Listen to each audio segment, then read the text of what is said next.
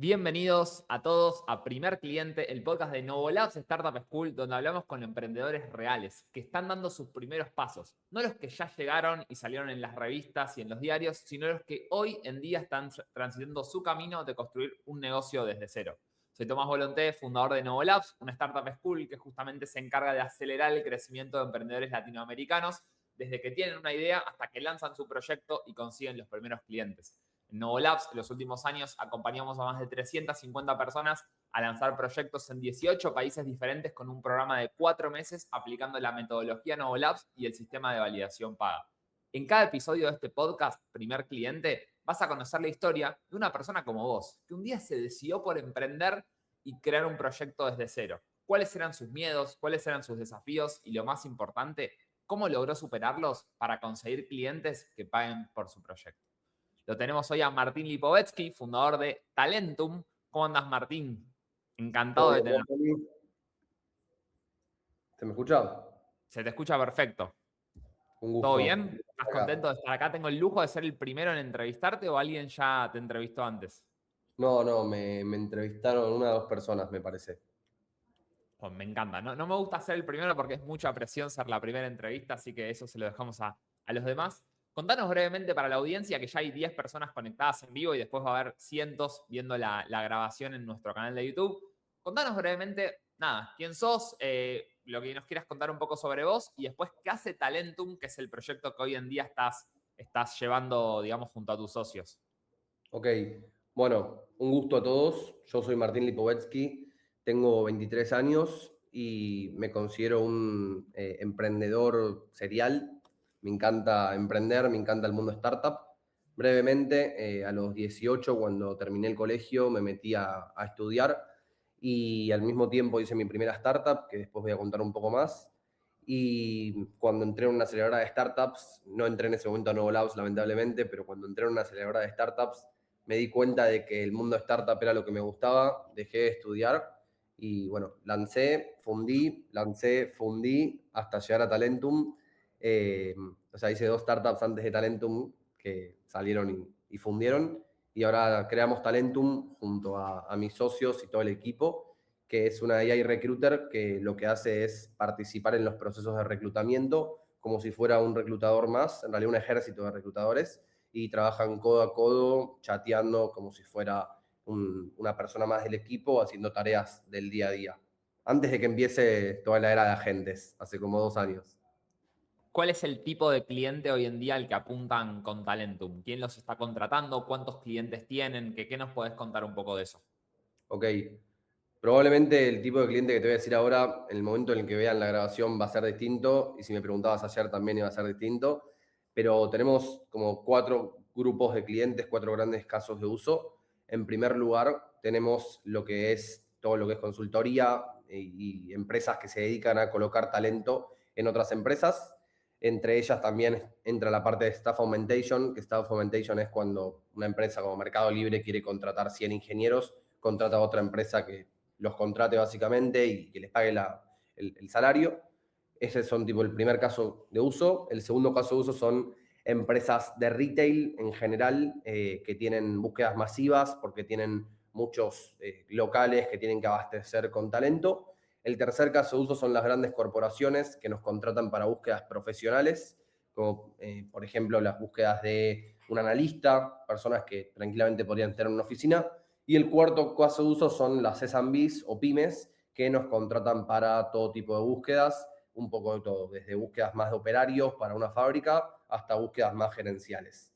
¿Y hay Esos son alguno de como... esos que me nombraste que sea como el 80% o el caso más recurrente? Lamentablemente no. Bueno, Lamentablemente hay que está buscarlo bastante entonces, ¿eh? dividido. Sí, sí, sí. Tenemos nuestro caso de uso que preferimos, pero todavía el go-to-market no lo apuntamos a uno de ellos porque seguimos entendiendo cuál es el más rentable. Che, y volviendo un poco al pasado, Talentum es algo que tiene, ¿cuánto tiempo llevan? Un año y pico, ¿no? Sí, En el perdón, me mercado. preguntaste por clientes que no te respondí. Hoy tenemos 75 clientes en 75 mercado. clientes activos en un año y medio, ponele. Y clientes Apro. enormes. Vi en tu página web, tienen empresas realmente muy grandes que lograron convencer. Pero vayamos al pasado, vayamos a los inicios. Vos dijiste que emprendés desde los 18. ¿Qué te llevó a querer emprender y crear algo propio? Buena pregunta. En realidad, siempre me gustó encontrar soluciones a problemas que iba encontrando. Tal vez pasaba por la calle y veía, me acuerdo una vez vi que a las 6 de la tarde en Cabildo estaba todo cerrado y las persianas estaban todas bajas y las persianas eran nada, chapa, metal. Entonces dije, se está desperdiciando horas de publicidad que tranquilamente podrían las empresas pautar en esa chapa metálica que está a la mitad del día puesta. Nada, siempre me gustó como encontrar esas ineficiencias y poder tratar de solucionarlas. Y después me di cuenta que eso era emprender. Así que eso me motivó bastante a emprender y también que mi viejo siempre fue muy emprendedor y siempre me contagió esa cultura y me apoyó para que yo también pueda hacerlo. Y si bien, nada, obviamente quien emprende desde muy chico es una persona que lo tiene muy claro, de alguna forma, nada, lo encontraste rápido, pero más allá de la decisión, uno siempre tiene como ciertos miedos o cierta incertidumbre. ¿Y cómo recordás esos primeros pasos en los que quizás, nada, estabas solo en tu casa ideando un proyecto? ¿Qué te acordás de esos momentos? ¿Cómo te sentías? ¿Cómo era? Mirá, creo que está bueno acá meter lo siguiente que es el first time entrepreneur, el first time founder, puede tener miedos como no. Y yo creo que depende de que si el first time founder, el primer trabajo que tiene es hacer su startup, va a encararlo de una forma puntual. Y si el first time founder antes ha trabajado, creo que va a ser muy distinto. Porque lo que tiene el first time founder que nunca trabajó en un pasado, como fue mi caso, no tiene tanta incertidumbre, no tiene tanto miedo y es muy inocente, porque no sabe lo que cuestan las cosas, lo que cuesta abrir un área, lo que cuesta convencer a un cliente. En cambio, el first time founder, o sea, el que es founder por primera vez, perdón, Tommy, ¿se me escucha? Porque te veo medio trabado. Yo te escucho, sí, sí, sí. Genial. El first time founder que ha trabajado antes y que viene tal vez de una corpo o de una empresa, creo que esa persona probablemente tenga mucho más incertidumbre y mucho más ansiedad o miedos para emprender porque sabe lo difícil que es conseguir las cosas. Y ni hablar de que tiene que mantener una estabilidad que va a ser difícil hacer emprendiendo. Entonces, en mi caso yo no tuve tanta incertidumbre, tanto miedo al principio, sí que lo tuve cuando me abrí la segunda startup y la tercera porque ya sabía lo difícil que es. Pero la primera vez no me sentía con tanto miedo, porque era muy inocente, muy ingenuo en ese sentido. La segunda startup es AO Academy, ¿no? No, la segunda es Turbodato. Ah, bien, entonces vamos a la primera. Entonces, vamos a Yo Academy, que fue con el proyecto que nos conocimos. Vos sabías, bueno, creo que casi todos los que están en la audiencia habrán de alguna u otra forma escuchado la historia de Yo, porque yo la uso mucho como un caso de muchas cosas que no hay que hacer, por más que no suene tan bien. Así que bueno, quizás es una historia que muchas personas creen que te conocen, pero hoy te van a conocer de verdad. Entonces, contanos un poco. ¿Cómo se te ocurre la idea de hacer Yo Academy, que es básicamente una escuela para enseñar hip hop y rap? ¿Cómo se te ocurre la idea? ¿Cómo fueron esos primeros pasos desde que se te ocurrió la idea hasta que dijiste, bueno, la voy a hacer? ¿Qué fuiste haciendo? Y sobre eso vamos conversando respecto a cómo fue tu primera startup. Ok. Básicamente yo rapeaba, improvisaba, me gustaba mucho, veía batallas de rap y en un momento quería ir a competir a una batalla de rap y no tenía dónde porque no sabía. También quería aprender, pero no sabía dónde porque no había mucho contenido en las redes. Entonces se me ocurre que me encantaría, en ese momento estaba muy de moda Udemy, Doméstica, que fueron o son, no sé si en vivas plataformas que revolucionaron el aprendizaje con cursos on demand. Es decir, eran cursos grabados que vos podías consumir clase por clase. En el 2017, 2018 y más en la pandemia eso explotaba. Entonces, como yo fundé yo en el 2021, venía con esa idea de que eso era una locura, ya no es tan guau porque se puede hacer mucho más fácil aprender. Y se me ocurre la idea de hacer un Doméstica, un Creana, un Udemy, pero de rap. Entonces, eso es lo que empecé a gestar en mi cabeza. Y un poco surgió de tu cabeza, digamos, de que Sí, vos creías que eso era una buena idea. ¿Qué sí. hiciste para, no te voy a decir validar, porque la historia es que no la validaste, pero que desde que se te ocurrió que querías hacer una academia de rap on demand hasta que, digamos, eso existió? ¿Qué cosas fuiste haciendo por el camino para llegar al mercado? Bueno, es interesante lo que preguntás, porque yo yo fui a Ort, a un colegio secundario en donde se le da bastante bola al emprendedurismo, y lo que nos enseñaban era a validar con formularios. Pero eso era, o por lo menos tal vez no presté mucha atención, pero eso era lo que yo aprendí, hacer formularios, vamos a hacer formularios y encuestar a gente.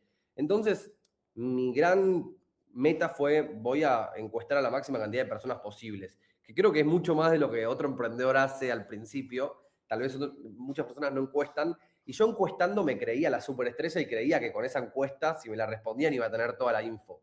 Pero en realidad cometí un error que fue, encuesté, la encuesta decía, ¿te gusta el rap, sí o no? Y la siguiente pregunta era, ¿cuál es tu mayor desafío en el mundo del rap? Y le daba 4 opciones.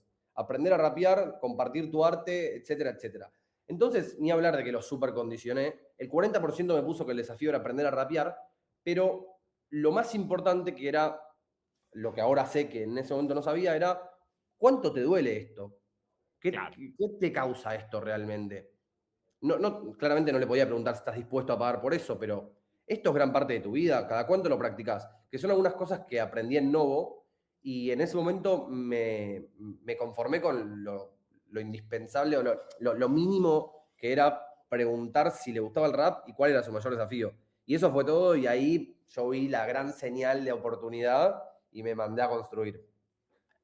O sea, con la información de las encuestas, ¿cuánta gente te responde la encuesta? ¿Te acordás? Sí, 108, por ejemplo, por ahí, Con 109. 108 respuestas de un formulario de 2 preguntas, ¿qué hiciste? Bueno, en el momento agarré y le dije a mi papá, que tal vez me está viendo porque le pasé el link, le dije, Acá escúchame, vamos. tengo esto, le hice una presentación en Prezi, no sé si alguno Sí, sabe conozco. lo que es Prezi, debe estar recontra muerto Prezi.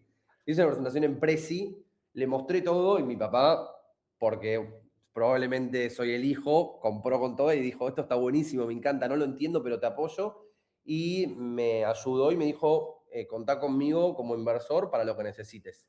Que creo que fue lo mejor y lo peor que me pasó, porque tener a mi papá que me pueda apoyar en esto fue buenísimo, porque fue la mejor universidad, pero probablemente si yo no tenía un inversor que sabía que me iba a apoyar, hubiese hecho mucho menos que lo que hice en materia de construir sin validar. Haciéndola corta, mi papá me dijo, contá conmigo, y yo dije, bueno, voy a hacer los cálculos y me puse a hacer la plataforma soñada para el rapero promedio. Entonces, cometí varios errores que los voy a englobar en dos.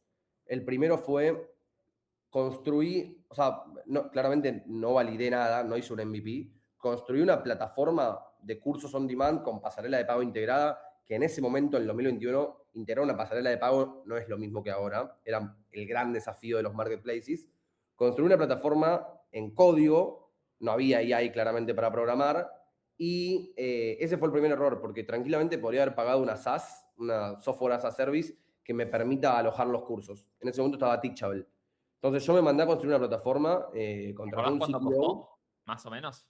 lo hice con un CTO que él trabajaba part-time y le dimos un porcentaje, pero igual fue re incómodo porque dependíamos de una persona que tardó 3 4 meses en construirla, cuando yo podía pagar $20 y tener lista la plataforma para poder validar. Ese fue el primer gran error.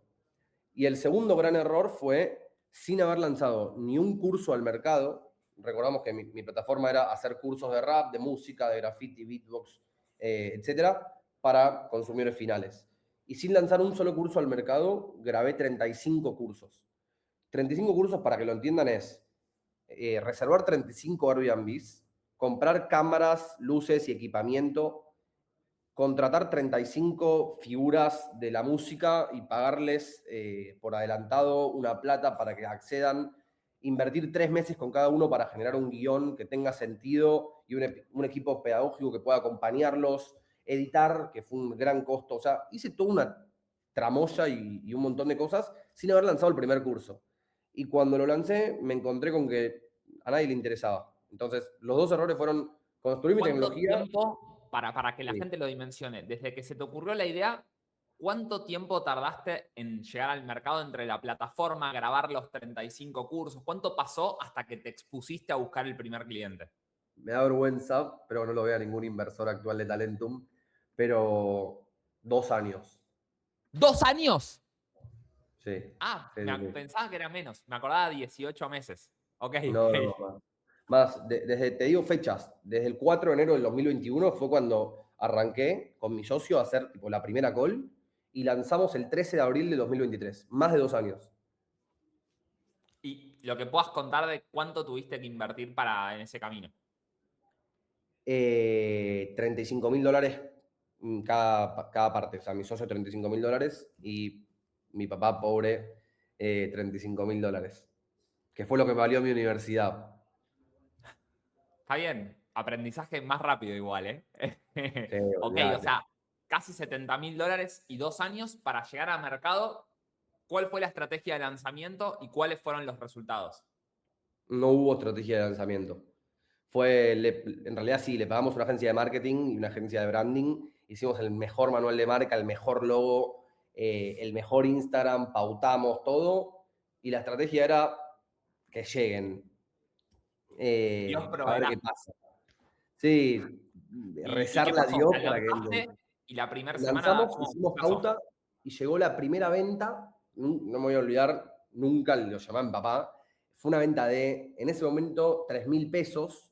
Deben ser de ese momento $5, $6, algo así.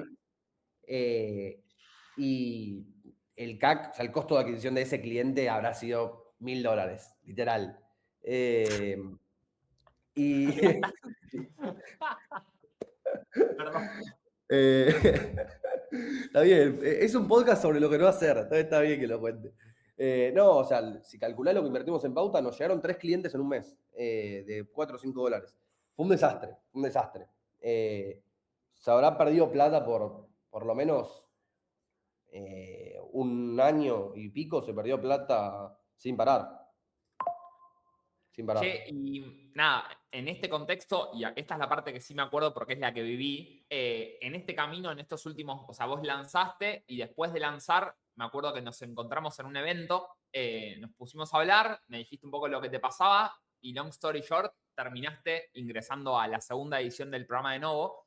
Y acá la pregunta es, obviamente, había algo que no funcionaba, pero digo, ¿qué te trajo a Novo Labs teniendo en cuenta que vos habías pasado por un programa de aceleración con esta misma startup antes? ¿Qué es lo que no tuviste o qué te faltó que te hizo querer ingresar a Novo Labs? Bien. Eh, a ver, yo estuve en total en 8 aceleradoras de startups. Eh, de todo. Hay algunas que te pedían equity, o sea, porcentaje de la empresa, y que te cobraban plata, otras que te pedían equity y no te cobraban plata, otras que te cobraban plata, pero un poco más, otras que te invertían plata y no te sacaban equity, otras que te invertían plata y te sacaban equity. O sea, pasé por todos los tipos de aceleradoras probablemente. Y lo que más disfruté de Novo fue que, a diferencia de todas las demás aceleradoras, la base, o sea, el hilo conductor del programa son frameworks. Que frameworks son marcos, o sea, pasos a seguir puntuales. O sea, vos tenés, la primera etapa de Novo es validar y, bueno, todo el programa es validar, pero digo, la primera puntual es cómo validar tu idea. Y ahí, tipo, hay por lo menos 3, 4 frameworks, 3, 4 manuales de instrucción que te dicen exactamente cómo hacer para no cagarla, básicamente, y para construir de forma saludable.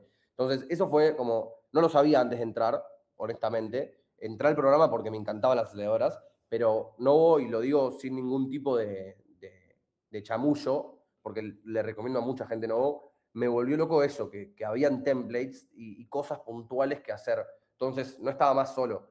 Y para un emprendedor que emprende o sea, para un first time founder, un emprendedor que lo hace por primera vez, el tener esos pasos a seguir es invaluable. De hecho, yo me acuerdo que buscaba en YouTube pasos a seguir para hacer una startup.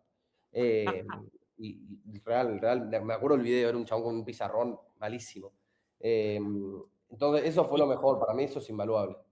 y más allá del método, ¿qué te sorprendió durante el programa de lo que ibas ejecutando? Pero no a nivel programa, sino de lo que el programa te iba dando a medida que lo ibas haciendo. ¿Qué te acordás de esos 4 meses que compartimos?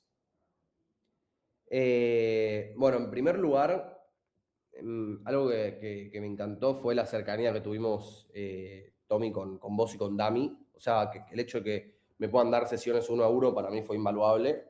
Eh, y lo que más, o sea, lo que más me llevo ahí es el gran cambio que pude hacer, sobre todo en el modelo de negocios, porque algo que me gusta de Novo, parece que estamos haciéndole publicidad, que le estamos haciendo publicidad, pero algo que me gusta de Novo es que también mucho se basaba en el revenue. Y muchas aceleradoras, el O sea, KPI en principal facturar, es, en conseguir claro, sí, sí, sí, clientes. exactamente. Y muchas aceleradoras, como el KPI principal o lo que quieren hacer, como que lo que esperan que vos hagas cuando salgas es que construyas tu producto o que crezcas tu producto. Y lo que me gustó de nuevo, después de hacerlo, es que nos enfocamos mucho en el revenue. Entonces, en las sesiones con los mentores y también con vos y con Dami, hablamos mucho de, che, ¿por qué no estás ganando plata? Y eso es algo que incomoda muchísimo, pero que te obliga a crecer. Y creo que eso fue uno de los grandes cambios que tuvo Yo por pasar por Novo, el hecho de cambiar por completo, porque cambiamos por completo el modelo de negocios. Eso te iba a preguntar. Yo resumo el cómo llegaste, que lo contaste, y vos contame el cómo salió Yo. Vos llegaste 2 años desarrollando un proyecto que tuvo muy pocos clientes para todo el tiempo y el dinero invertido, con una suscripción mensual a cursos pregrabados de rap. Así llegás a Novo. 4 meses después, ¿cómo se ve ese mismo negocio? Lo que entendí en Novo es cuál era el show to be done de las personas que entraban, que el show to be done básicamente es lo que esperan conseguir en tu plataforma, cuál es la expectativa que tienen para considerar que tu producto o plataforma sea exitosa para ellos. Entonces, cuando aprendí ese concepto me di cuenta que las personas que entraban pagaban no solamente para aprender, sino que también para conocer a sus ídolos. Y yo no estaba dejando que conozcan a sus ídolos porque lo estaba haciendo por cursos pregrabados. Entonces estaba cumpliendo parte de ese show to bidón porque lo estaba dejando acceder a contenido exclusivo, pero no podían conversar con sus ídolos. Entonces, cuando entendí eso, el primer cambio que hice fue lo mismo, pero en vivo. O sea, todos los cursos grabados los utilicé, pero no en gran parte del programa. Y lo que hice fue volver a pagarles a estos tipos, a estos raperos, para que puedan dar el programa en vivo y solamente dejar entrar a cierta cantidad de personas. Entonces, eso hizo que podamos armar cursos mucho más caros. Literalmente, cuando antes un curso valía $6, este curso valía $100, hasta 150 lo llegamos a cobrar por cada persona. Y armábamos bastantes grupos. Entonces, de esa manera, entendiendo que el show to era conocer a su ídolo y preguntarle cosas y aprender en vivo, entendimos cómo estructurar la oferta de una forma en la cual realmente estemos sanando esta necesidad de las personas. Que también ahí tuvimos que entender la necesidad para poder hacerlo. O sea, el proyecto no es que estaba mal, o sea, estaban mal direccionados. O sea, los raperos sí querían aprender de rap, pero vos estabas resolviendo la mitad del problema. Te faltaba la otra mitad y esa segunda mitad, y esto, por eso uso siempre que estoy haciendo una máster o así sobre el caso de Yo, porque hay mucha gente que dice, no, es que mi producto es caro, entonces no consigo clientes. Y vos tenías un producto de $5 por mes que nadie compraba y pasaste a tener un producto de entre 100 y $150, que es entre 20 y 30 veces más del valor de 5, y ese sí te lo sacaban de las manos. Y un poco como que a veces cuesta como entender esta lógica de que no es una cuestión de precio, sino que es una cuestión de oferta y de cómo uno comunica lo que comunica. ¿Y cómo te sentiste vos al momento de relanzar una empresa que venías de 2 años, de chocarte contra la pared, gastar un montón de dinero, me imagino avergonzado y demás, a relanzar el AO 2.0 y cuáles fueron los resultados?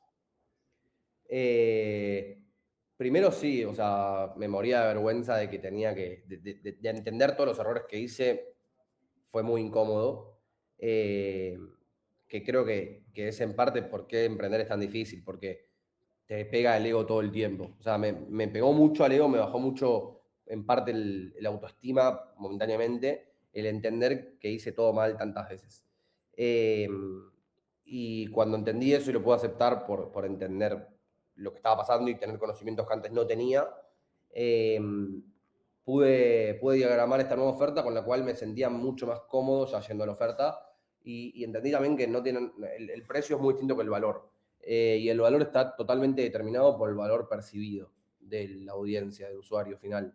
Y el valor percibido del usuario final, en un poco de lo que entendí en Novo, es que depende totalmente de qué tanto le pese el problema y qué tanto están dispuestos a pagar y qué tanto tu solución sea la solución que les muestra que nada, que les va a solucionar el problema. Entonces, parte de lo que cambié, en realidad creo que no parte. El 99% de lo que cambié fue el packaging. O sea, fue cómo se veía el envase de lo que estaba vendiendo y no tanto el contenido en sí, porque fueron clases de rap, no había mucha diferencia. Pero un poco lo que aprendí en Novo es cómo diagramar esta oferta para cambiar el packaging. Y a nivel, viste que vos dijiste que en Novo siempre estamos con el látigo de cuánto facturás, cuántos clientes conseguiste. Bueno, post programa relanzaste Yo y cuántos clientes consiguió Yo con este nuevo modelo que eran clases en vivo y ya no una suscripción de $5. Lo que hicimos durante todo el programa fue preparar la nueva estrategia de lanzamiento. La preparamos, de hecho voy a pasar el link de lo que preparamos de la landing que salió de Novo. Sí, Oliva, ¿sabes que la quise buscar y no? Pasame el link, No, tirala acá en el la chat de para la gente y Yo, yo comparto pantalla. la de Yo no sigue viva. Ahora estoy viendo si la otra. No, me parece que tampoco. No, es que creo que estaba muerta. Yo lo que sé que está vivo, que lo encontré, es el Instagram. Sí, el Instagram sí, obvio. No está ninguna de las landings Está bien, igual. funcionando. Si no estarías pagando un hosting innecesario. Pero bueno, lo que salió de ahí lo preparamos durante los meses de Novo y lo que terminó pasando fue que en el fin de semana, o sea, preparamos todo para lanzar un fin de semana y el fin de semana que lanzamos la nueva oferta, ese mismo fin de semana facturamos $7.000, que era más de lo que habíamos facturado el último año y medio. Y después, bueno, seguimos repitiendo el programa. Pero ese fin de semana o sea, completamos $7.000 por la venta de ese nuevo lanzamiento, que para mí en ese momento era una locura porque con ello no había facturado ni 5.000 en total. Y en un fin de semana después de haber lanzado de nuevo la oferta, facturamos eso y yo no podía creerlo. Che, y cómo eso fue mediados de 2023. Contanos un poco algunos hitos, si se quiere, por ahí de clientes o facturación y cómo avanzó Yo 2024 hasta principios de 2025, hasta que después, bueno, contaremos. Pero contanos un poco qué fue de Yo después de Novo Labs. Entró perdiendo dinero, salió más 7.000 positivo y cómo siguió. No, seguimos repitiendo esos programas durante varias veces y seguimos facturando eso hasta que en mitad de 2024, o sea, un año y medio después de salir casi, el rap, el mercado en sí empezó a bajar mucho en números, en visitas. Los principales jugadores del mercado empezaron a apagarse, entonces es como que fue un mercado que no estaba para nada en tendencia y cada vez hacía más difícil el costo de adquirir un cliente por marketing o por estrategias, cada vez era más difícil y eso me hizo me hizo darme cuenta, lo que me pasó con el Yobo es que después de pasar por Novo cambiamos bastante el modelo de facturación, nos empezó a ir muy bien porque hacíamos varios programas al mismo tiempo y facturábamos esa cantidad de dinero de forma seguida y eso me hizo como desbloquear la barrera mental de, puedo facturar plata o puedo hacer algo interesante. Entonces, cuando me di cuenta de eso y me di cuenta de que el mercado del rap no estaba en ascenso, dije, bueno, voy a aprovechar todo lo que aprendí, todo lo que entiendo ahora y capitalicé en este tiempo para algo que me suene, que está más en tendencia. Y ahí fue cuando me metí a hacer Talentum a mitad del 2024. Entonces, seguió una, cerramos, porque era cada Cerraste vez más Yo. difícil. Cerré totalmente, no tanto por un tema de que no se podía seguir facturando, sino por un tema de que no le veía tanto futuro a la empresa en sí por cuestiones tal vez más externas al mercado. ¿Y con cuánto, te acordás a cuánta facturación llegó Yo en total, más o menos? Como para entender, habías entrado menos 70.000, ¿cómo terminó la historia? Y habrá terminado en 50.000, ponele. Positivo. No. No, Pero porque digo, fue muy poco llegaste a, tiempo. a recapitalizar Sí, sí, 50.000. sí, total, sí. Que sigue siendo, o sea, se debería haber facturado mucho más por lo que se invirtió, pero creo que eso sirvió como muestra de que aprendí muchísimo yo personalmente y pude como subsanar algo de lo que había pasado, de todo lo que hice mal. Bueno, a ver, en 2 años habías hecho 0 y en el otro año y medio hiciste 50.000, o sea, es un cambio radical. Y un poco, nada, con esa motivación para el que se conectó tarde, somos casi 50 personas en vivo, fuimos 60 en un momento. Para el que no estuvo al principio, Martín hoy no tiene Talentum, como bien nos cuenta, es fundador de Talentum, perdón, no tiene Yo, tiene Talentum, Yo se cerró, él un poco decide volver a emprender y junto a sus socios, a Joaquín y a Jonathan, ¿no? No, Sí. sí, lanzan Talentum. Contaba un poco la historia de cómo empieza Talentum, justamente, que ya es tu tercer startup, que ya sos Martín, en mi idioma Dragon Ball Z, Martín Super Saiyajin, o sea, un Martín mucho más experimentado por más que tengas 23 años, y cómo pusiste en valor todo lo que aprendiste de errores del pasado para este proyecto que ahora nos contarás que va espectacular. Ok. Bueno, cuando lanzo Talentum, o sea, cuando estábamos gestándolo, lo primero que nos pusimos a pensar con nuestros socios es cómo hacemos para no cometer los errores tan caros que cometimos cada uno en sus vidas pasadas de emprendedores, en sus historias pasadas. Entonces, lo primero que dijimos es no construyamos nada. La regla fue no construir nada. De hecho, nosotros somos 3 socios. Joaco, que está en la parte más de ventas, yo que estoy en la parte más de producto y más de postventa y en operaciones, y Jonathan, que es el CTO de tecnología. Y cuando nosotros empezamos Talentum, el de tecnología no estaba, porque no nos interesaba la tecnología. O sea, nosotros queríamos hacer una empresa, una AI Recruiter, en el 2024, cuando las AI agents no estaban tan de moda como ahora. ChatGPT existía, pero no era tan cotidiano para todo el mundo. Las SaaS, o sea, las empresas de software con AI incorporada eran muy nuevas.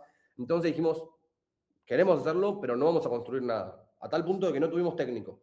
Entonces, con Joaco, que hicimos, yo me puse a usar Figma, que Figma, para los que no saben, es como un Canva, básicamente, para poder juntar componentes y armar presentaciones o prototipos. Eh, y no existía Lovable, claramente, o no sabía que existía. Y lo que hice fue, aprendí a usar Figma en 8 horas y armé un prototipo de lo que yo quería vender. Y con ese prototipo empezamos a probar lo que después descubrí que muchos le dicen Message Market Fit, o Message Market Fit, que es básicamente si mandás 100 mensajes, ¿cuántos te responden? No es prueba de nada, o sea, ni para bien ni para mal, pues si te sale mal puede ser por 1000 causas, si te sale bien también puede ser por 1000 causas.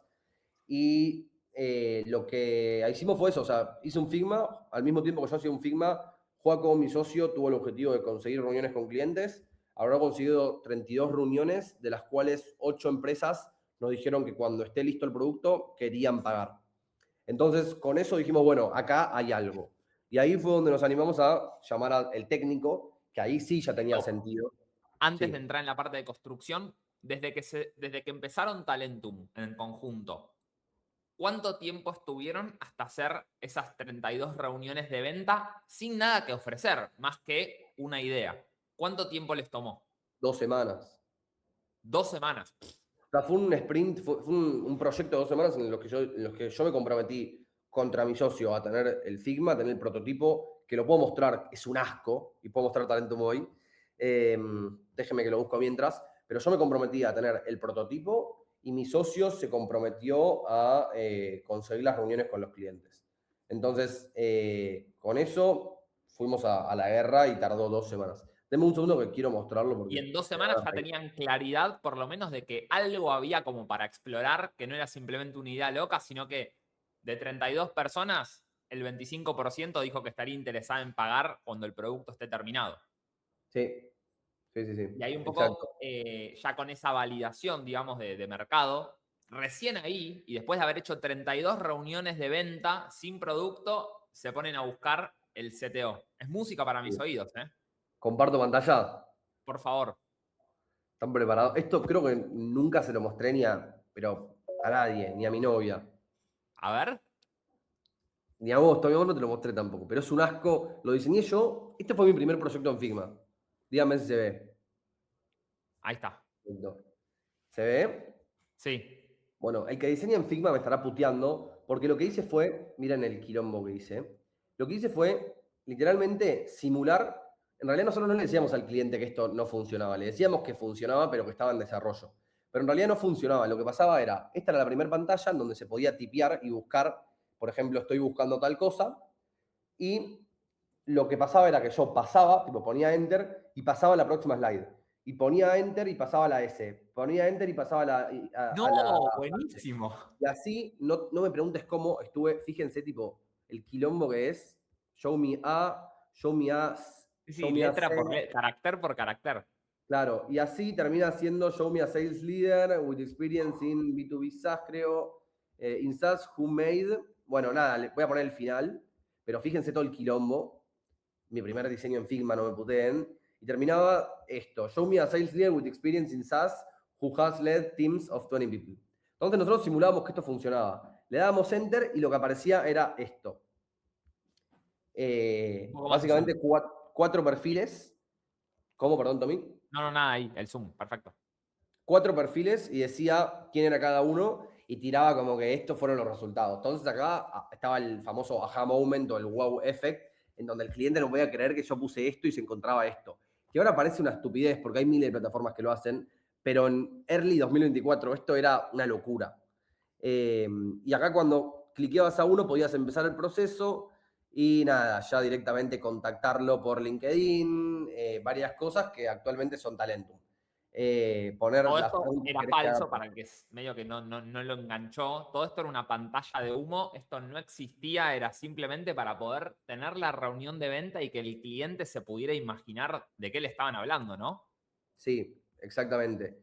Era solamente para poder mostrarlo a un cliente y ver si había interés. Literalmente, mientras yo lo compartía, mi socio veía la cara del cliente, mientras yo tipo hacía cada cosa. Entonces, eso también es como que nos ayudó a entender la sensibilidad que había para con el mercado. Eh, Y ahí un poco, entonces, digamos, estabas contando que, bueno, validaron, entre comillas, en el sentido de tuvieron 32 reuniones, 8 dijeron que querían el producto y se ponen a buscar al tercer founder, al CTO, al socio tecnológico del equipo. Y bueno, ¿qué nos podés contar de esa parte? entrevistamos 13 personas. Primero, nada, teníamos un conocido que empezó y se dio cuenta que no era para él. Creo que fue importante ahí alinear expectativas porque nosotros le escribimos un domingo y a la primera que le escribimos un domingo porque el lunes necesitábamos que esté terminado el producto para un cliente, nos mandó a la mierda y ahí nos dimos cuenta ambos lados que no eran para, no estábamos hechos para trabajar juntos.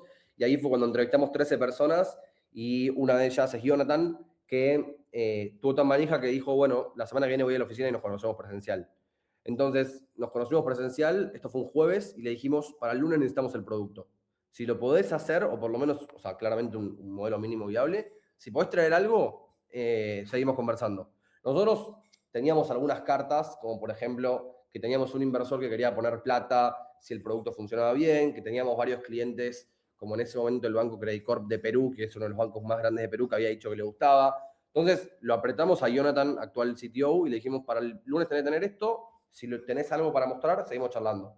Se encerró todo el fin de semana, para el lunes trajo el producto, que es esto mismo que les mostré, pero que funcionaba, y con eso hicimos lo mismo. Hacíamos sprints, un sprint es un conjunto de tareas que terminan por dar un objetivo después de tanto tiempo. Hicimos sprints de 15 días en donde le presentamos el producto a 20 empresas, lo usaban gratis, error, pero Iba a bueno, decir, no me gusta. no, a mí tampoco, pero reconozco que era muy difícil convencer a una corpo de que use un producto y te lo pague. Lo usaban medio off the records, nos decían que no funcionaba porque no funcionaba, le preguntábamos por qué, lo volvíamos a iterar y así, durante, o sea, versiones de 15 días y habremos hecho por lo menos 7, 8 hasta facturar el primer dólar. Y cuando hicimos eso, interrumpime, porque si no voy a No, seguir. no, digo, contanos entonces, crearon un producto muy chico ya con su socio, iban, nada, ofreciéndolo para que los clientes los ayuden a perfeccionarlo y dijiste después de 7 u 8 cambios con el producto, recién ahí facturaste el primer dólar. Acá creo que el primer aprendizaje que quiero marcar para que quede grabado es que la primera versión nunca es la versión definitiva de nada. Viste que uno a veces cree que no, voy a lanzar el MVP, es como una ceremonia, viste, como que van a ser un chico o una chica. Y no, el MVP lo tenés que cambiar a la primer charla con el cliente, hay que hacerlo de nuevo. Y en el caso de Martín, 7 veces tuvo que cambiar el producto durante varios meses hasta que alguien se lo quiera pagar. ¿Cómo te sentiste en el momento, o cómo se sintieron? Pero bueno, habla desde tu perspectiva que estás acá. ¿Cómo te sentiste en el momento en el que la primera empresa pagó? O sea, te llegó el Ahora, dinero de que pagaron la suscripción de Talentum. quiero contar antes de esto cómo me sentí cuando hubo la primer tanda de empresas que lo estaban probando. Nunca me voy a olvidar que lo probaron 3 empresas esto era un lunes y las 3 nos dijeron, esto no funciona, no me sirve para nada, tengo esta herramienta que me lo soluciona mucho mejor y es más barata.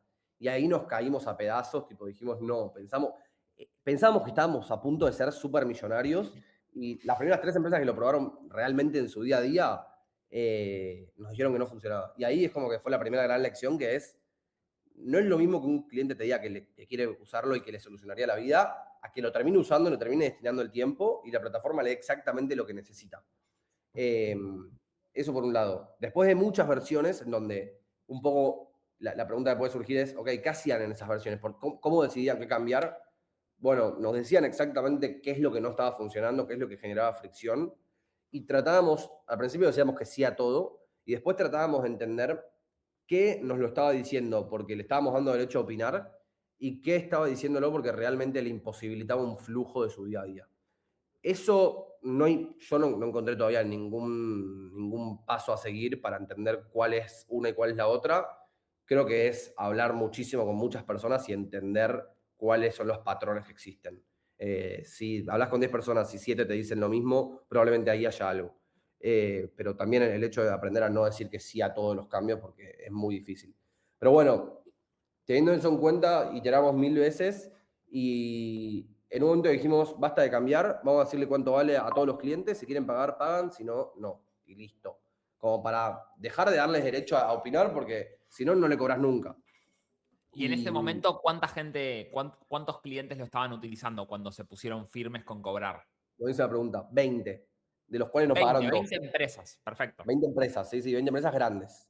Y nos ¿Cuántas pagaron pagaron? 2. ¿Dos? Sí, El sí. 10%, uf, duro.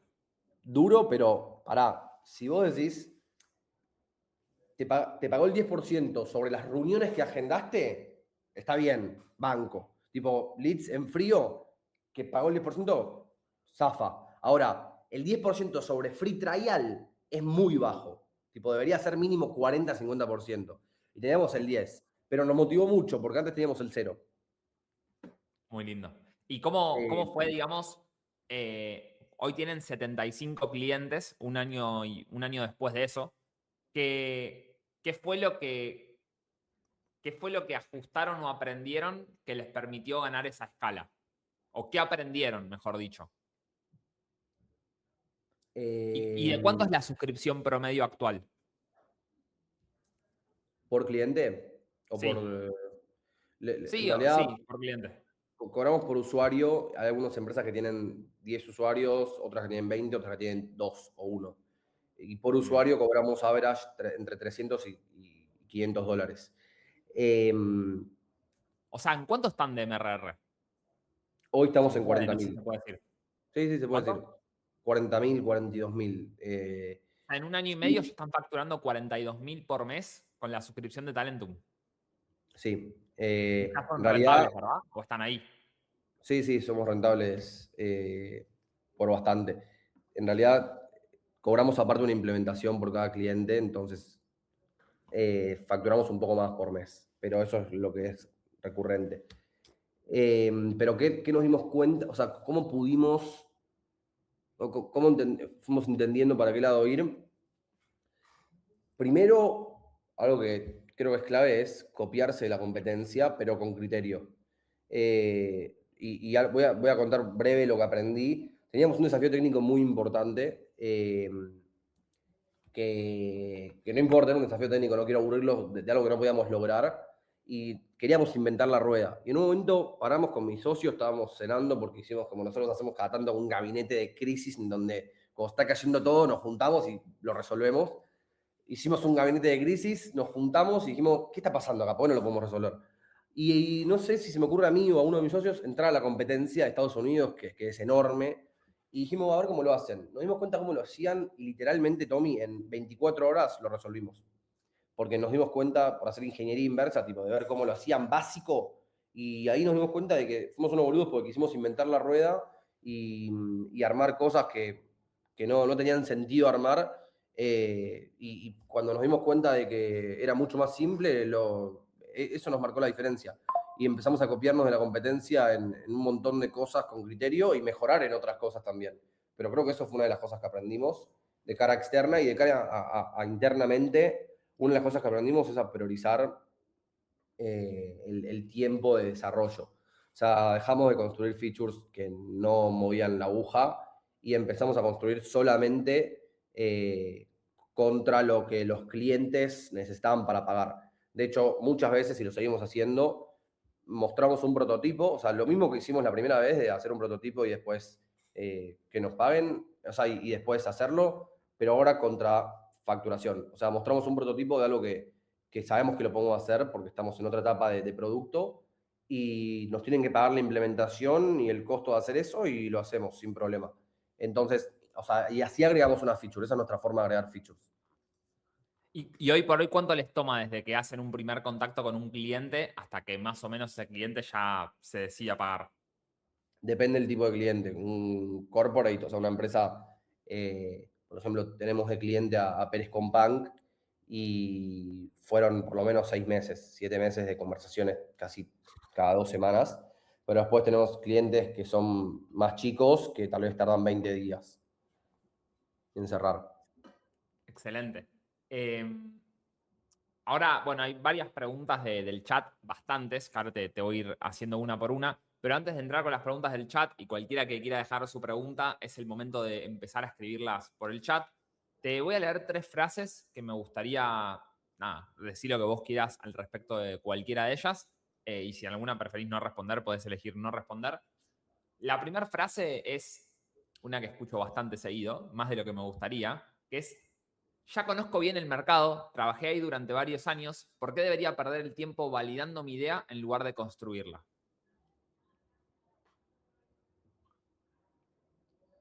¿Qué opino sobre la frase?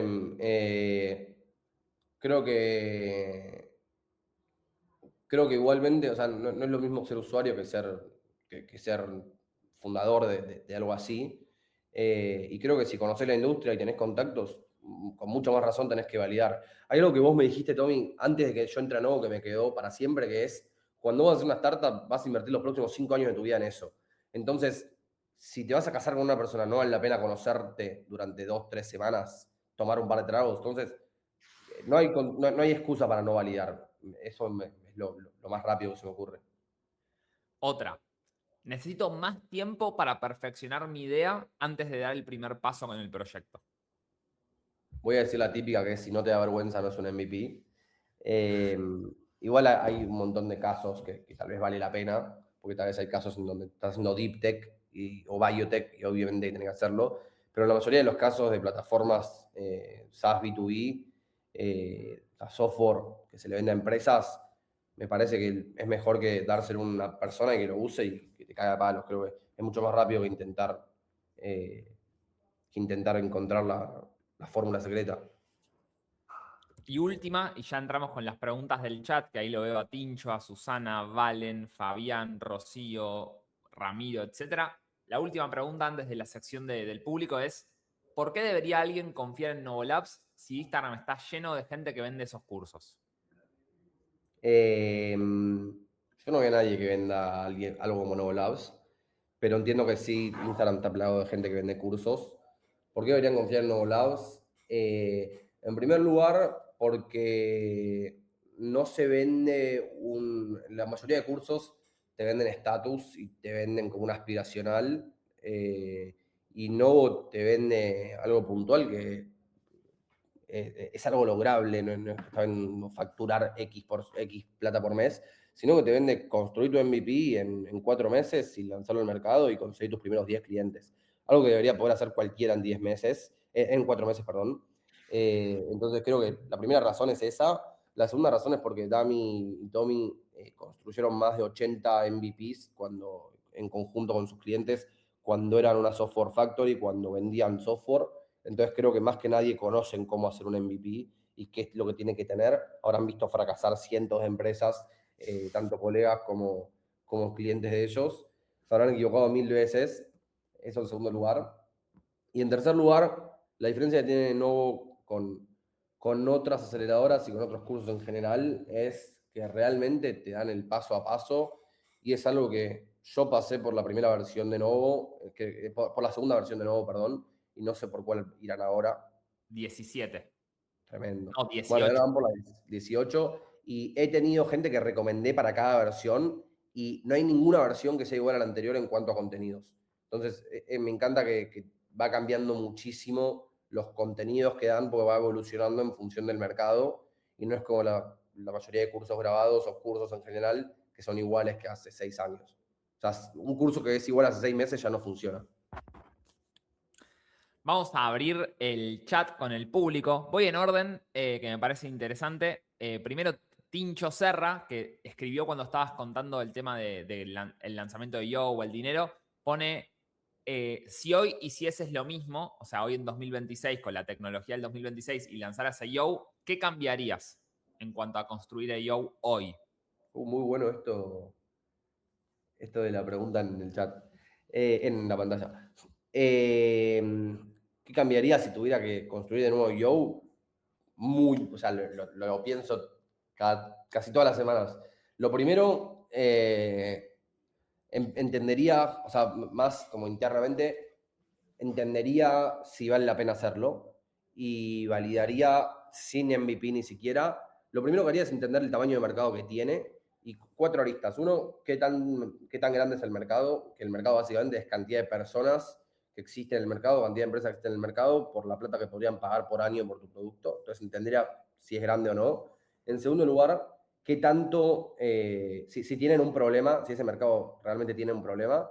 En tercer lugar, si ese problema es lo suficientemente grande como para que paguen por ese problema. Y en cuarto lugar, si es factible a nivel tecnológico o de esfuerzo crear una solución que realmente pueda servir a ese problema. Eso es como lo primero que haría antes de empezar cualquier cosa, ¿no? Yo. Y en Se ello, podría lo que resumir es en validar, digamos. O sea, en lugar de ir validar. corriendo a invertir en construir, validar la idea para ver si es buena. Sí, que no es necesario ni siquiera un MVP, o sea, creo que el MVP está después de que validaste. De hecho, primero creo que hay un prototipo, una prueba de concepto.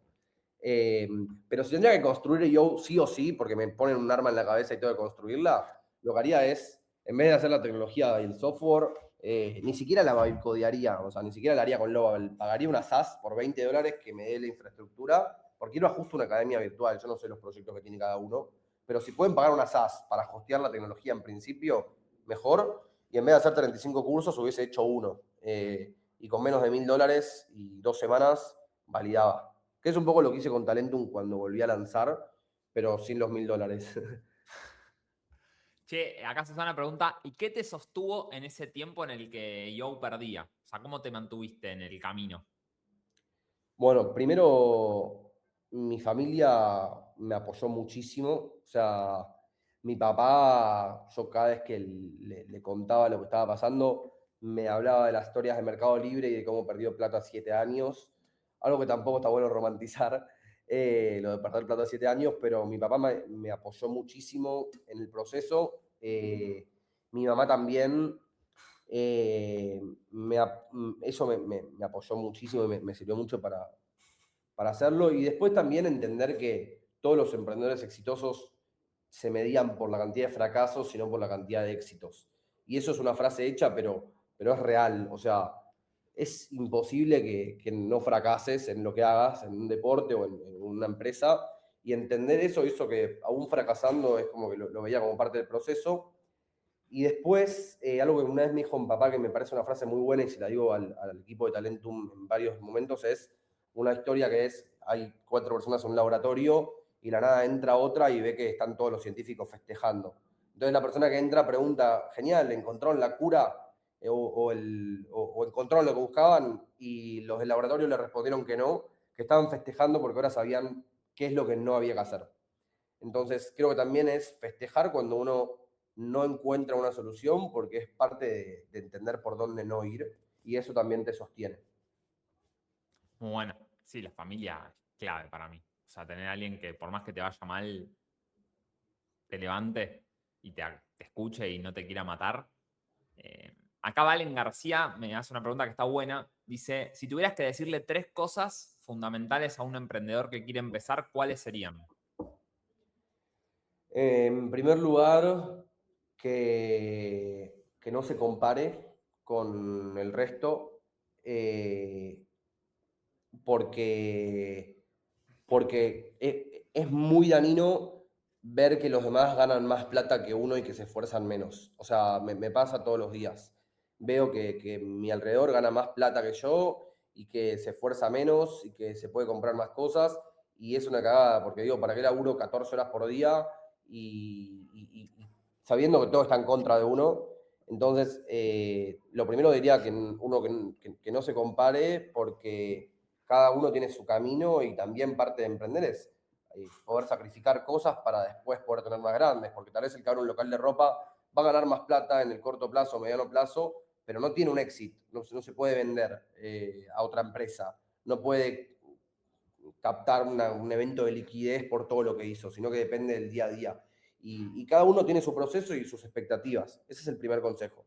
El segundo, que valide, no hay mucho más para decir de este segundo consejo, es lo que Pero venimos hablando. validar. ¿Cuál es tu definición hoy de validar? A ver.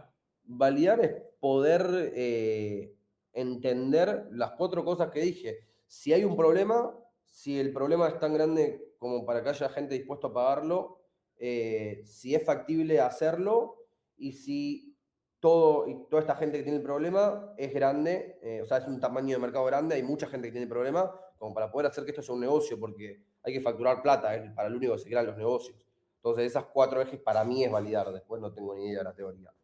Eso sería lo segundo. Y lo tercero, que también va un poco de la mano con el segundo, es que pasen, que tengan o un mentor o un advisor o un colega que sabe muchísimo que los pueda ayudar o alguna aceleradora o un programa que puede ser nuevo o tal vez puede ser otro según sus necesidades, porque tal vez alguien necesita que le inviertan plata y que un programa le invierta plata. Por ejemplo, nosotros ahora estamos en Startup Chile y no entramos solamente para que nos den conocimiento, sino que entramos porque invierten dinero. Entonces, depende la necesidad de cada proyecto. Para mí, un proyecto que acaba de empezar, Novo es de las mejores opciones, pero pueden averiguar miles y está bueno. Y eso creo que es clave, es como mi tercer consejo, que puedan estar en un entorno que los guíe, porque si no van a dar millones de vueltas en círculos y es realmente mucho más caro. Y lo ato con la pregunta que hace Feli López, perdón que me salté todas las demás, pero Feli dice, estoy pensando en ingresar a Feli Novo, López. pero Ah, esta. 2.500 me parece un montón.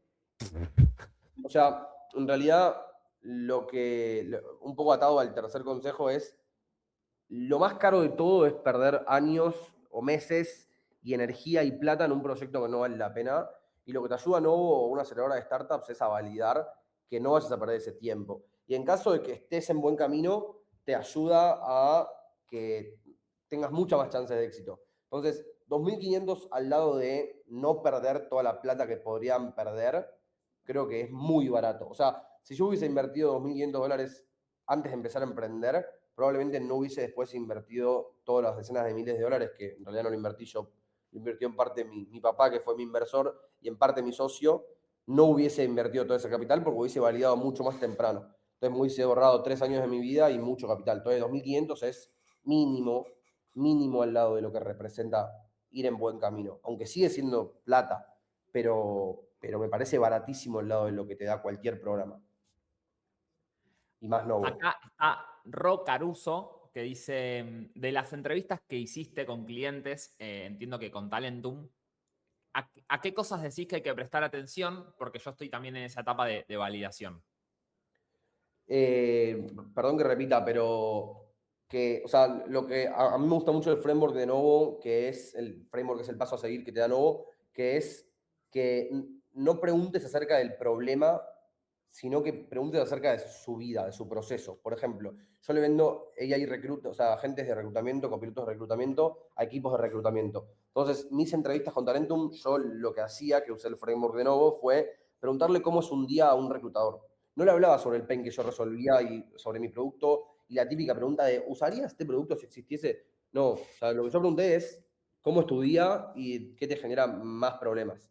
Y tratar de hacer las entrevistas lo más agnósticas posibles, o sea, lo más neutrales posibles, porque es mucho mejor aprender sobre un problema que no conocías a forzar sobre una solución que no necesita la persona. Entonces, para esas entrevistas trata de ir mucho más centrado en los problemas que tiene la persona que crees que podés solucionar y no pienses nunca en tu solución en toda la entrevista, porque no le importa a la persona la solución. Si da la casualidad que tu solución resuelve el problema que te está contando, genial, hablale de eso. Pero eso no pasa en las primeras entrevistas. Y ahí, Ro, para aportar algo a lo que dijo Martín, por ahí más desde la parte teórica, se llaman entrevistas de descubrimiento del problema, porque justamente no tiene que ver con la solución, sino con su vida, sus hábitos y qué cosas les pasan en su día a día. Y después de descubrir qué problemas tiene un cliente y qué tan importantes son para ellos, recién ahí pensás si mi solución encaja, no encaja o qué solución, digamos, debería ser. Y un buen filtro para poder saber si estás haciendo una buena pregunta o una mala pregunta es así. Si vos haces una pregunta que la respuesta puede empezar con sí, coma, o no, coma, significa que es una mala pregunta, porque se considera una pregunta cerrada de sí o no. Tienen que ser preguntas que no se puedan responder con sí o no. Ese es el primer filtro para saber si estás, por ejemplo, ¿pagarías por una app? Sí pagaría, no pagaría. Mala pregunta. ¿Cómo resolves hoy en día el problema de reclutamiento? No se puede responder con sí o con no. Buena pregunta. Eso es como un filtro como para que te quede ahí en la cabeza, Rob. Otra pregunta, y ya vamos cerrando, que Martín está súper ocupado, pero hacemos dos más. Ramiro Díaz dice, cuando estás haciendo el MVP, ¿es mejor cantidad o calidad de funcionalidades? O sea, muchas funcionalidades o pocas, pero muy buenas.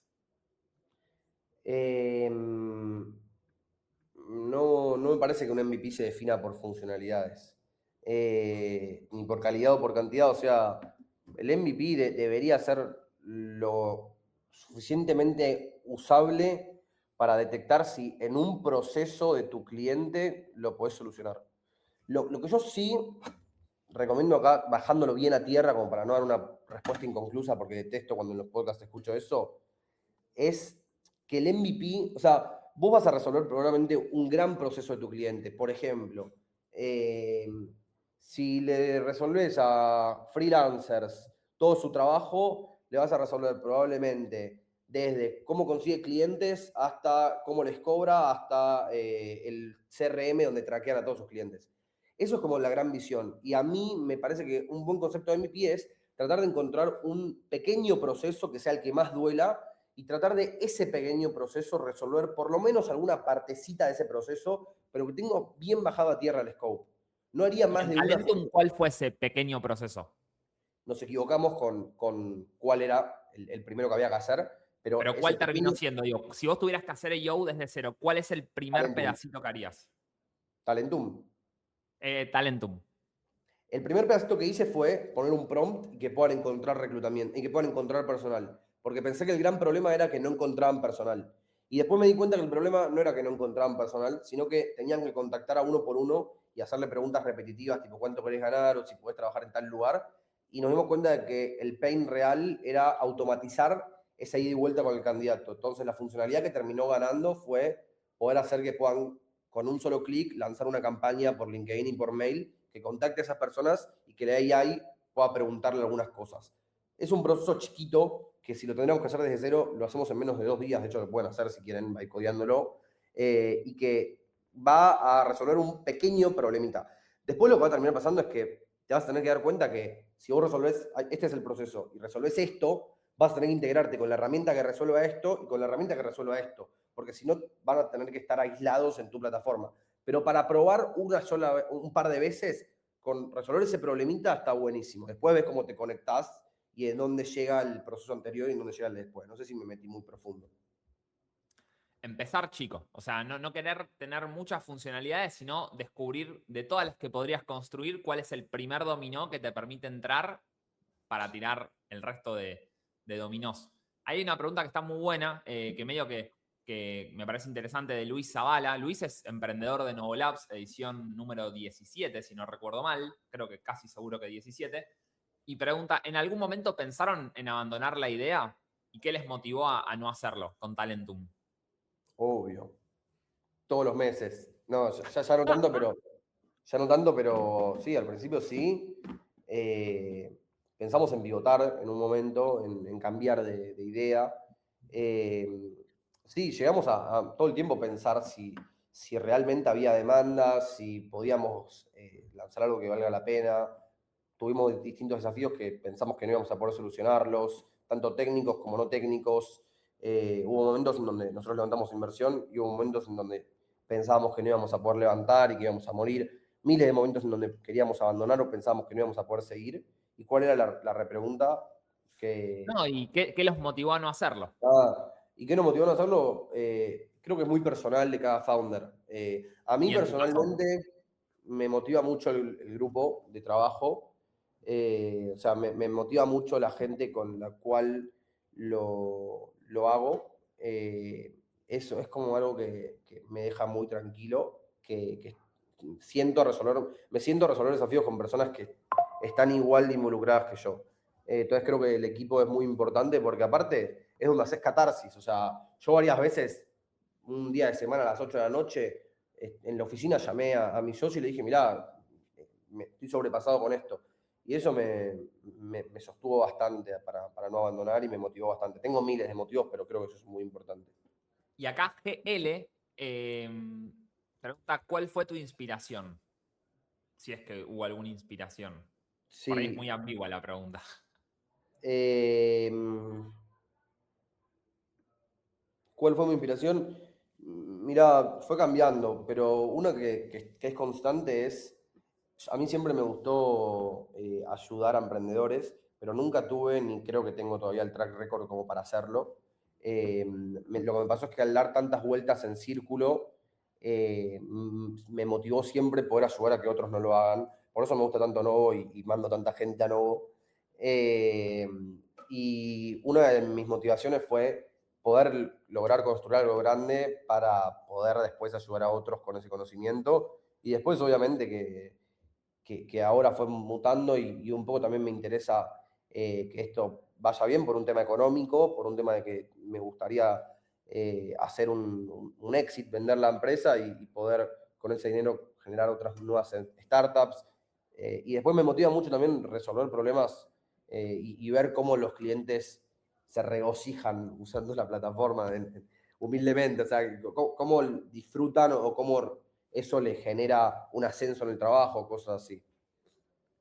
Y acá vamos con la última, y ya para ir cerrando, pero porque es un tema que muchos a veces tienen dudas, y bueno, sé que vos lo pasaste. Pregunta Fabián, que también antes había hecho una pregunta sobre aceleradoras, que por una cuestión de no seguir hablando de nuevo me la evité, pero acá Fabián eh, pregunta, ¿cómo levantaste inversión y cómo hicieron para encontrar inversionistas? Ok. Mandamos mensajes en frío, literalmente. Tipo, activamos un Dripify, que es una herramienta para contactar por LinkedIn. Targeteamos con la palabra ángel investor o inversión ángel o inversor y mandamos mensajes en frío contando lo que hacíamos, la atracción que teníamos, que en ese momento eran pilotos gratuitos, aprobados eh, con algunas empresas y pedimos que nos den 15 minutos de su tiempo. Una técnica que nos funcionó mucho fue subirle el ego a la persona con la que estábamos por hablar, tipo decirle, me encantaría tener el honor de pitchearte y que me des 2 minutos de tu tiempo, que sé que es muy valioso. Son como cosas mínimas, pero que al inversor que tiene todo el tiempo esas propuestas le agrada. Pero sí, Y la ahí te respuesta corta interrumpo y es ¿qué crees que les permitió efectivamente levantar inversión?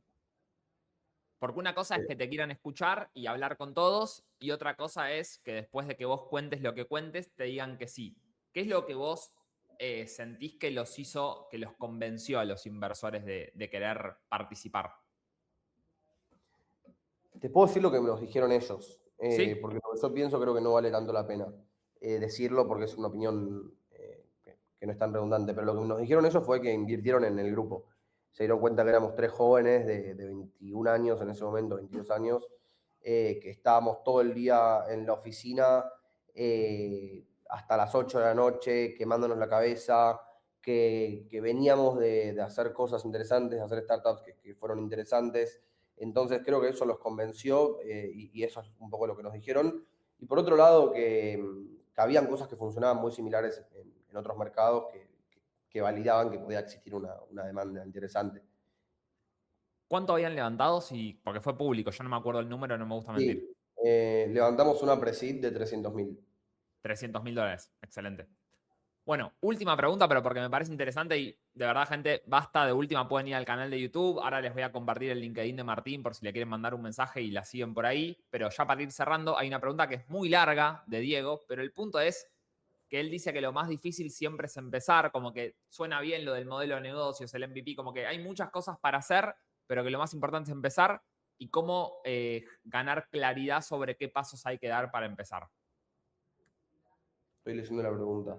Ah, perdón. No, la tengo acá al lado igual. Mirá, justo ayer leí una frase que está buenísima que creo que la dijo Mark Zuckerberg, que es que o sea, cuando empezás un negocio hay muchísimas preguntas que no tienen respuesta y que la única forma de encontrar la respuesta es haciendo. Entonces, yo te diría que si no necesitas una gran cantidad de dinero para empezar, empezá y equivocate. O sea, hacer un MVP como creas que está bien hacer el MVP, no pienses tanto en si está bien, si está mal, si le va a gustar, sino que definir un MVP sin pensar mucho, tipo, no sobrepienses, conseguí un par de personas que lo puedan probar, pero no a tu mamá y a tu papá, sino que gente que sea tu cliente ideal, tu cliente al cual estarías vendiendo y que te den la opinión sincera. Y si te dicen que les gusta, pasales un link para que paguen, porque muchas veces te pueden decir que les gusta por compromiso.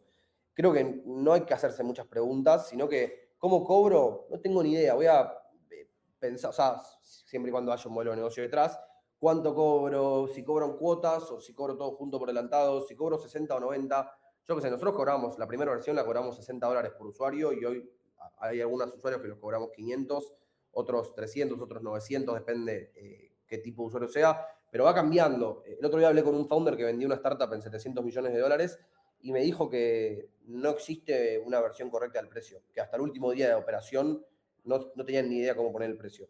Entonces, lo mismo, creo que hay un montón de preguntas que puede haber cierta teoría que lo puede dar Novo, un mentor o quien sea, pero que lo más importante es salir a darle un pedazo de algo a un cliente, ocuparte, sentarte con el cliente para que lo use y después de eso ver qué es lo que pasa. Creo que no habría que pensar tanto en si el MVP está bien, si me recomiendo, si cobro por transacción o si cobro un fee. Lanzalo y fíjate si resuelve el problema y cobralo, intentá cobrarlo como se te ocurra la primera versión que se te ocurra y probá. Yo qué sé. Eso es mi. eh, Vamos cerrando con, justo por si estás leyendo, no tenés que leer, te recomiendo este libro. Nos vemos en el barro de Alex Dantart, lanzó su primer libro. Está haciendo, pero una locura, o sea, de verdad, una locura así, de verdad, hace 2 años que no leí un libro tan bueno como este. Y hay una frase que está muy buena, que creo que entra para lo de Lucas, que es en el capítulo 6, página 69, que dice: innovar requiere vivir en la incertidumbre, y la incertidumbre siempre pide velocidad, pero no cualquier tipo de velocidad, una velocidad adulta. Saber tomar una decisión con el 70% de la información, porque esperar a tener el 100% es llegar tarde. Lo perfecto en las startups llega tarde siempre, y lo peor de todo es que esa lentitud se disfraza de profesionalidad. Vamos a hacer otro estudio, vamos a pedir otra opinión, vamos a volver a cambiar el logo, vamos a agregar una funcionalidad al producto, y sin darte cuenta perdiste tiempo, dinero y seguís en el mismo escalón porque nada cambió. Muy Gente, buena. gracias a Martín porque estuviste más de lo que habíamos quedado en estar. De verdad, 1 hora y cuarto es un lujo. Aparte, nada, o sea, pónganlo todos en contexto, que tiene 23 años, emprende hace 5 años. Hay gente que por ahí le da miedo emprender. No hay edad para emprender. Es más una cuestión de querer hacerlo y lanzarse que los pergaminos que uno tenga. A todos los que hicieron preguntas, de verdad, nada, gracias también por participar. La semana que viene, el día lunes, tenemos un próximo episodio. Este episodio va a quedar, digamos, colgado tanto en YouTube como en Spotify para que lo puedan volver a revisar. Voy a compartir brevemente nuevamente el LinkedIn de Martín en pantalla, por si alguno lo quiere contactar por algo de lo que dijo o simplemente para tenerlo en su red, que aparte Martín genera muy buen contenido. Les comparto brevemente el LinkedIn de Martín. Un segundo. Acá Ahí está. dejé mi Acá mail está la personal. página de Talentum, que es talentumjobs.com, que aparte la página es una locura, o sea, a nivel técnico y de diseño es dopamínico. Y después el LinkedIn de Martín, Martín Lipovetsky, foto naranja, fundador de Talentum, así que acá también lo pueden agregar a su perfil y obviamente le pueden escribir sin ningún tipo de problema, que Martín es gran persona. Así que Martín, nada, de verdad, gracias por tu tiempo. Perdón, Bueno, ahí esperamos dejé mi tenerte en algún mail. momento dentro del programa de nuevo, pero del otro lado, más como mentor, contando un poco Ojalá, tu vida, que de verdad que vos decís que no, pero viviste muchas cosas en tan poco tiempo.